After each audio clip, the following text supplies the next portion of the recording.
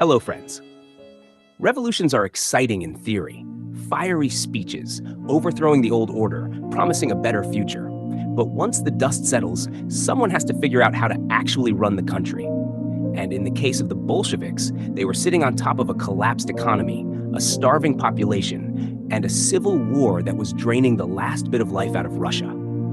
Lenin had a solution, of course, but like many of his ideas, it came with a brutal cost. This was war communism. The idea was simple. In times of war, the state must control everything. The Bolsheviks believed the economy had to be completely centralized to supply the Red Army and keep their revolution alive. So, Lenin and his government seized factories, nationalized industries, and took direct control of food production. Money became nearly meaningless, and the state dictated what was produced, who got what, and how it was distributed. On paper, it was about efficiency. In reality, it turned into a nightmare. For the peasants, war communism was a disaster. The government sent armed units into the countryside to seize grain, leaving many villages with nothing to eat. These were not simple tax collections. This was food requisitioning at gunpoint. If peasants resisted, they were labeled enemies of the revolution and either shot or sent to labor camps. Naturally, this didn't make them eager to keep producing food. Many simply stopped farming altogether. Why bother growing crops when the government was just going to take everything? The result? Famine. By 1921, millions of people were starving. Some even turned to eating grass, bark, and in extreme cases, there were reports of cannibalism. The very people the revolution was supposed to help, the peasants, were now suffering more than they ever had under the Tsar. City workers weren't much better off.